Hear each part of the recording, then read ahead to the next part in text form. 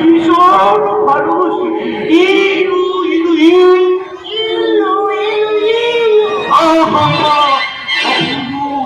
অপূর্ব, সেদিন তোমার বাঁ হাতে গালে চরখে আমি তোমাকেই পেয়েছি, আজ ডান গালে চরখে আমি তোমাকেই পাবো গো।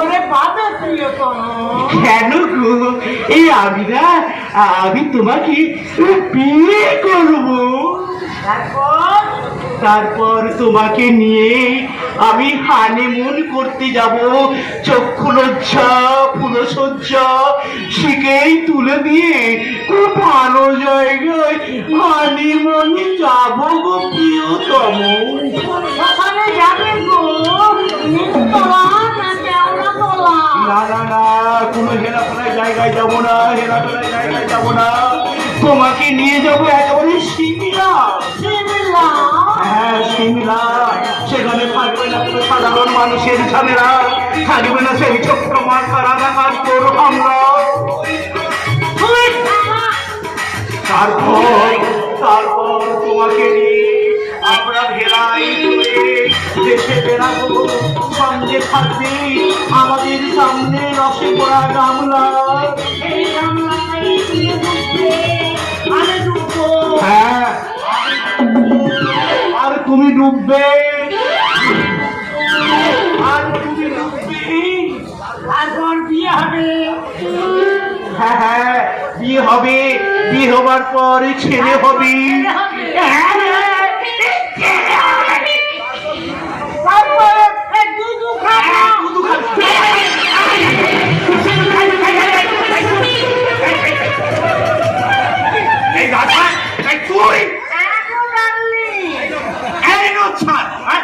তুই আমার জামার ভেতরে হাত ঢুকিয়েছিলি কেন?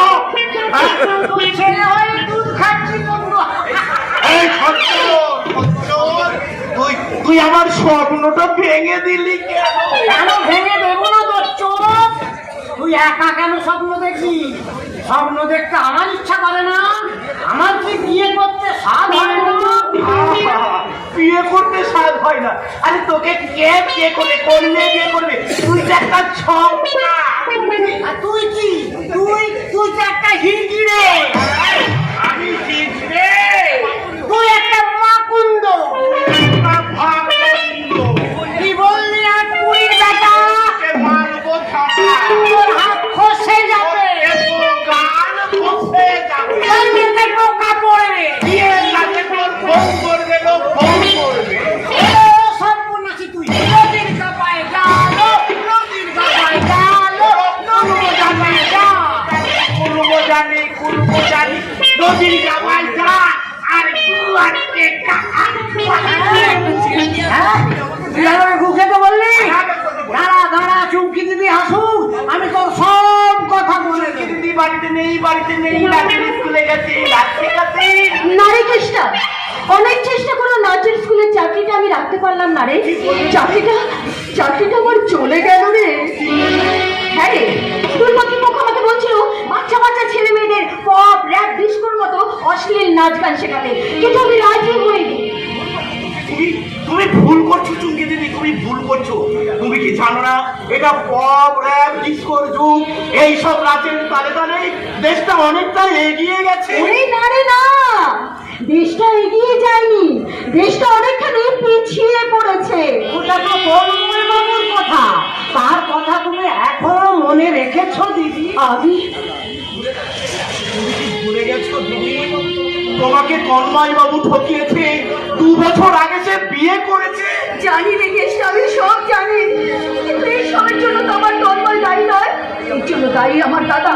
সে যদি আমার সঙ্গে ওইভাবে বেইমানি না করতো, তাহলে আমার জীবনটা এইভাবে শেষ হয়ে যেত না রে, শেষ হয়ে যেত না।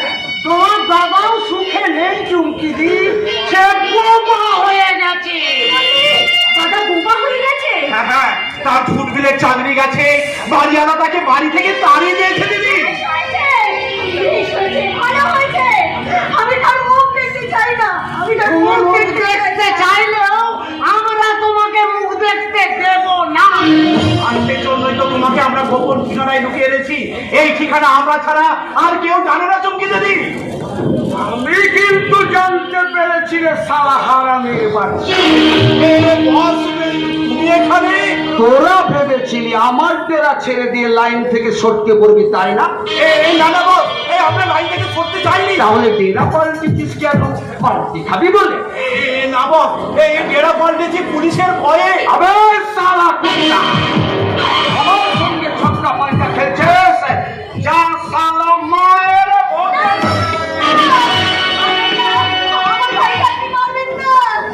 আরে ছোকরি, ওরে ওরে ওরে ওরে, এই মালটাকে কোথা থেকে জোগাড় করলি মারি? বাজে কথা বলো না বস, ও আমার দিদি। ও আমার তেষ্টা মেটাবার যৌবন ভরা নদী।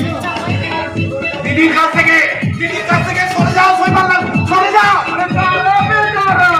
আগে তেষ্টা মেটাই, নদীর জলে একটু সাঁতার কাটি। আমাদের দিদি তোমার সাঁতার কাটা নদী নয়, শুষ্ক মরুভূমি। এই বাচ্চাটার মা। বাচ্চার মা মানে মধুহীন মৌচাক। আপনার মতো একটা জানোয়ারের জন্য আমার জীবনটা জলে পড়ে খাট হয়ে গেছে, খাট।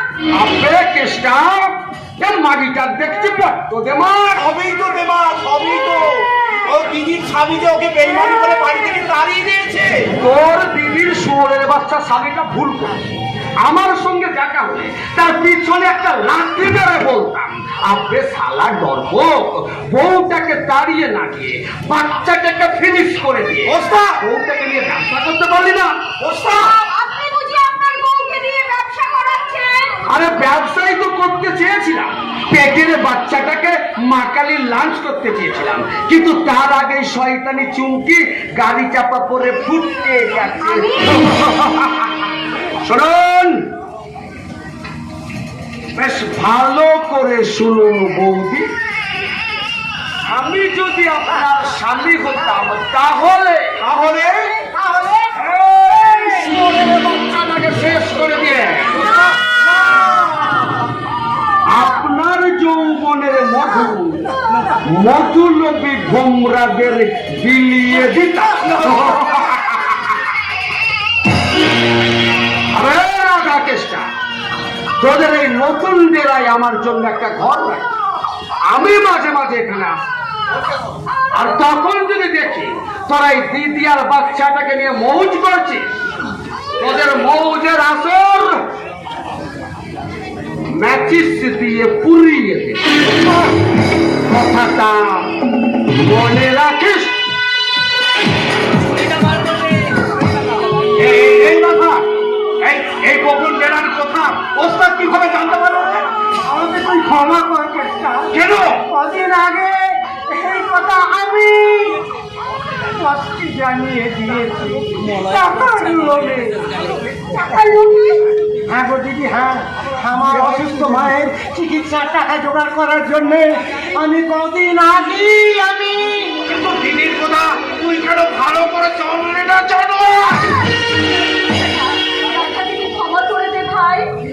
কিন্তু এরপর তোমাকে কোথায় রাখবো দিদি? আমরা মা ছেলে গাছতলায় থাকবো। খাবে কি দিদি? উপবাস করে থাকবো। না দিদি না, তুমি আবার চাকরি করবে, চাকরি? ভালোবাসায় থাকবে। ভালোবাসায়? তুই কি আবার বেইমানি করতে চাস? না রে কেষ্টা, না, আমি আর বেইমানি করব না। দিদি আর অর্ঘকে আমি অন্য জায়গায় লুকিয়ে রাখবো। Hotel paradise. Hotel paradise? বেশ, নেব রে কেষ্টা, নেব রে রাধা। হোটেল প্যারাডাইসের চাকরিটাই আমি নেব। বিধাতা পুরুষ, তুমি কি আমার ভাগ্যে এই লিখেছিলে? ভগিনী গৃহিণী চলনের পরিবর্তে আমাকে তুমি রঙ্গিনী করবে। তবে তাই হোক, ওর ঘর আমার মাঝখানে আমি প্রাচীর তুলে দেব। মা হয়ে আজ থেকে আমি হব রান্তি। শুধু এই পরিচয়টাই মুছে দেব না, নতুন মুখে নেবার আগে পুরনো স্মৃতি মুছে দিয়ে আমি নতুন করে জন্ম নেব। মনোহরিণী সেজে মিষ্টির নাম নিয়ে আমি নাচবো, আমি গাইবো।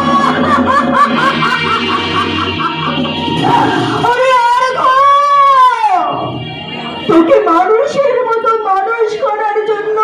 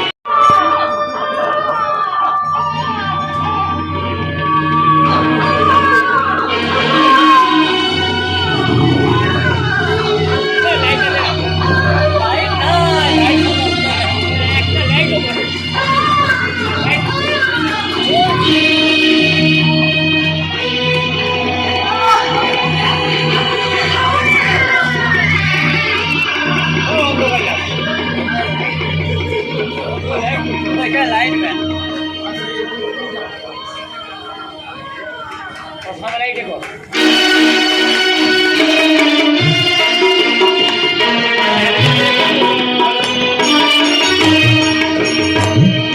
না না, আমি তোমাকে হারে হারে চেয়েছি। তুমি আমার জীবনে অনেক ক্ষতি করেছো। না না না, আমি কোনো ক্ষতি করিনি। ক্ষতি করেছি তোর বাবা আর তোর মা, তারা তোকে আর সঞ্জয়কে ফাঁকি দিয়েছে, ফাঁকি। না নয়, তুমি আমার জীবনে অনেক বড় ক্ষতি করেছো, সর্বনাশ করেছো। এই তো দিদি, আমি যদি বলি এটা তো নোংরা মানে মিথ্যা হাঁকি মুখি, কি বললি? ঠিকই তো বলেছি। ধর্ম যদি ওদের ফাঁকিয়ে দেবে, তাহলে তাহলে বাড়ি বন্ধুকে টাকা চিন্তা হয়ে যাওয়ার পর তোর পছন্দের প্রতি সে বিয়ে করতো না, বিয়ের পরে বাড়িটাকে ছাড়িয়ে দিত না। ছাড়িয়ে দিয়েছি মাত্র, কারণ তুই বাড়িতে তার একা নয়। এই বাড়িতে সঞ্জয় আর তিনবারের ভাগ আছে। কিন্তু মা, আমার দাদা তো ভাগের অঙ্ক কষেনি, যোগের অঙ্ক খুঁজেছে। তাই তো আমাদের এই ভাঙাচোরা একতলা বাড়িটাকে সে দোতলা বানিয়েছে। শুধু তাই নয়, বিয়ের 4 বছরের মধ্যে সে সংসারের চেহারা পাল্টে দিয়েছে। হ্যাঁ, দিয়েছিল। তাতে তোর কি লাভ হয়েছে রে হতভাগা? তোর মা নিজের নামে গাড়ি কিনেছে, তোদেরকে গাড়ি কিনে দিয়েছে? মা, হ্যাঁ, ব্যবসা করে নিজের নামে ব্যাংকে লাখ লাখ টাকা রেখেছে। তোর কি একটা টাকাও পেয়েছিস? পেয়েছি তাই কই পেয়েছি। সুখের রাজ্য শাসনের অধিকার না পেলেও রামচন্দ্রের আশীর্বাদী পাদুকা তো পেয়েছি। চিন্ময়, কি বললি চিন্ময়? ঠিকই বলেছি মামা, আমার মায়ের কুমন্ত্রণা শুনে আমি সেই বড় দাদার সঙ্গে অসৎ ব্যবহার করেছি, তার সঙ্গে আমি দুর্ব্যবহার করেছি। তবু সে আমার মহৎ দাদার ভালোবাসা তো পেয়েছি। তাছাড়া আমার বৌদি। আর খবরদার, খবরদার ওই বৌদির নামটা একটা মুখে আনবি না। কেন মুখে আনবে না মা? বৌদি তো তোমার কোনো ক্ষতি করেনি। করেছে, সে আমার অনেক ক্ষতি করেছে। তুমি তো তাকে তুই এবারে বউ করে এনেছিস। হ্যাঁ, বৌদি তো তোমার পছন্দেরই পাত্রী। সেই পছন্দের পাত্রী আমার জীবনে সব রাস্তা ডেকে এনেছে। মা, বিয়ের আগে আমি ভেবেছিলাম যে বউটা হয়তো আমার কথা মতোই চলবে, কিন্তু এখন দেখছি সেই বউটা একেবারে পাক্কা শয়তানি। শয়তানি তুমি মা, তুমি। কি বলেছেন ভাই? আমাকে তুই এত বড় কথা বললি? ঝড়দাকে তুমি ওই শিক্ষাই তো দিয়েছো। আমি ওকে ওই শিক্ষা দিয়েছি? হ্যাঁ হ্যাঁ হ্যাঁ, তুমি জ্ঞান হবার পরে তুমি আমাকে বাবার বিরুদ্ধে খেপিয়ে তুলেছো। গুরুজনদের অপমান অবজ্ঞা করার শিক্ষা তো তুমি আমাকে শিখিয়েছিলে মা। তাই তোমার সেই শিখানো শিক্ষাই আজ তোমাকে ফিরিয়ে দিয়ে গেলাম। জবাব নেই রে সন্ধ্যা, তোর কথার জবাব নেই। এই সত্যি কথা বলার জন্য তোকে জানাই হাজারো সালাম।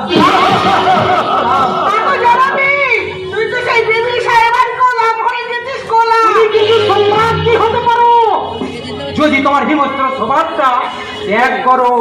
কি করে ত্যাগ করবেন সঙ্গ? বৌমাকে তোর মায়ের অধিকারে ভাগ বসিয়েছে, তাই তার প্রতি তোর মায়ের এত রাগ। ঠিক বলেছেন জামাইবাবু, আমিও কিন্তু আপনার সঙ্গে একমত। এই ব্যাপার ছাড়াও তুমি হঠাৎ পাল্টে ফেলেছো। তোমার দিদি বুঝি তোমার পাথেও জোগাচ্ছে না? জামাইবাবু আপনি না, শালা বাবু, তুমি যে কেন পাল্টি খেয়েছো তা কিন্তু আমি ঠিক জানি। কি জানো? তুমি কি জানো বলো? বলো কি জানো? তোমার ভাই একটি বহুরূপী, যেমন স্থান কাল পাত্র ভেদে তার রূপ বদল করে, তোমার ভাইও তেমনি তার রূপ বদল করেছে। না করলে তন্ময়ের মনটাকে জয় করবে কি করে? কি বলেন? তন্ময় আজ 2 হাতে টাকা রোজগার করছে, আমাদের সংসারে সুখ এনেছে। সেই সুখের ভাগ নেবার জন্য তুমি একটা নতুন মুখোশ পরেছো। এই না মানে আমি, তুমি যতই মুখোশ করো তোমার আসল রূপ তো আমি জানি। আপনার বাড়িতে আসা যা করি বলে আপনি আমাকে অপমান করলেন, আমি আজই চলে যাব। আমি ভীষণ খুশি হব। আমি চলে যাচ্ছি দিদি, আমাকে জানাতে আটকাবে না। তুই এখানেই থাকবো। আরতি থাকবো বলছিস? তাহলে থাকি। দিদি কিছু টাকা হবে? কি করবো বাবা? গড়িয়াল মার্কেট থেকে কিনে আনবো জুতো, জামা আর এক সেট জুতো।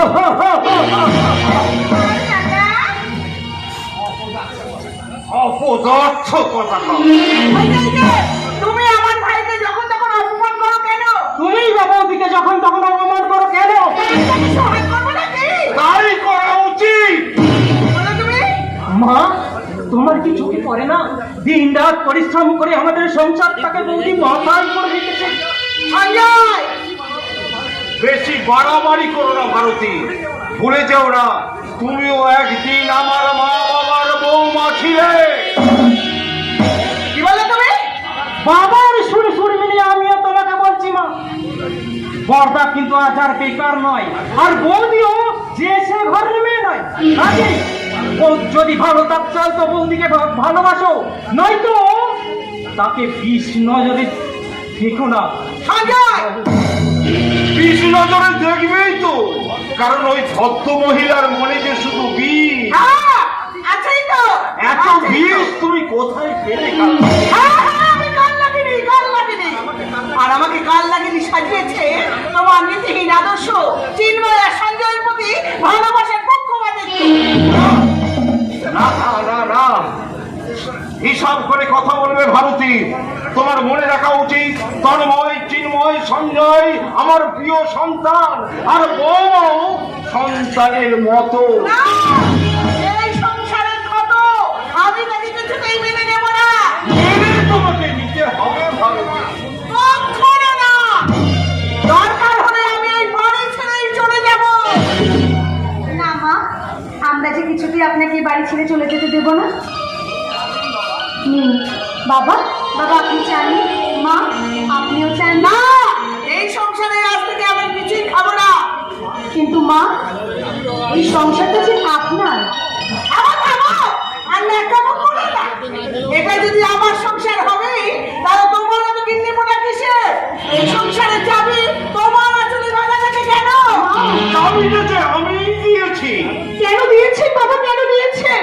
আমি তো চাইনি বাবা, আমি তো এই দায়িত্ব নিতে চাইনি। তাহলে কেন আপনি আমাকে তুলে দিয়েছেন? আমি আপনাকে হাত জোড় করছি বাবা, আপনি এই চাবি খুলে নিন বাবা, আপনি এই চাবি খুলে নিন। না বৌমা, চাবিটা তোমার আঁচলেই বাঁধা থাকবে। কেন থাকবে? কেন থাকবে? আমি এই সংসারে করতে। অতি তুমি অতীতে ছিলে, বর্তমানে বৌমা এই সংসারের কর্ত্রী। কারণ তোমাকে ডিসচার্জ করে ওই পোস্টে আমি বৌমাকে অ্যাপয়েন্টমেন্ট দিয়েছি। তাহলে কি আমি বলেছি? ছি মাছি, ও কথা আপনি বলবেন না মা। কেন বলবো না? কেন বলবো না? যেদিন থেকে তুমি এবারে বউ হয়ে এসেছো, সেদিন থেকে আমি বাতিল হয়ে গেছি। তোমার আর তন্ময়ের দয়ার পাত্রী হয়ে গেছি। ভারতী, সংসারের এটাই নিয়ম। এই নিয়ম আমি মানবো না। কেন মানবে না? অনেক দিন তো সংসার করলে, এবার যাদের সংসার তাদের হাতে তুলে দাও। না, আমি তোকে দেবো না। ছেড়ে দিতে হয় ভারতী, ছেড়ে দিতে হয়। আমরা প্রাচীন, ওরা নবীন। এই নবীন প্রজন্মের হাতে পৃথিবীর অধিকার আমরা ছেড়ে দিতে বাধ্য। চুপ করো তুমি, তোমার মাথা খারাপ হয়ে গেছে। না ভারতী না, আমার মাথা খারাপ হয়নি। কবি সুকান্তের ভাষায় বলছি শোনো, এই বিশ্বকে শিশুর বাদযোগ্য করে যাবো আমি। এই নবজাতকের কাছে এ আমার চির অঙ্গীকার। অবশেষে কাজ শেষে আমার দেহের রক্ত বিন্দু দিয়ে নতুন শিশুকে করে যাব আশীর্বাদ। তারপর হব ইতিহাস, ইতিহাস। বাবা, এই যে তোমার এই কাণ্ডজ্ঞানহীন বাবা এই সংসারের ইতিহাস হতে চাইলে কি হবে? আমি কিন্তু এই সংসারের ভূগোলটাকেই পাল্টে দেব। তা তো দেবেনই মা, কারণ আপনার মতন মায়েরাই যে ভারতবর্ষের লজ্জা। হ্যাঁ, আপনাদের মতন মায়েরা আছে বলেই ভুলে যাবেন না, এখন আর কোনো সন্তান জন্ম নেয় না সে প্রীতি সন্তান। যেমন ধরে রাখুন নজরুল, বিদ্যাসাগর। হ্যাঁ হ্যাঁ মা, হ্যাঁ। এই শয়তানি! তুই কি কোনোদিন সন্তানের সন্ধান পাবি? কেন মা, তাতে কি আপনার কোনো সন্দেহ আছে? আছেই তো, আছেই তো। না হলে বিয়ের 4-4টে বছর পার হয়ে গেল, এখনো তোর কোনো সন্তান হলো না কেন? খবরদার আমাকে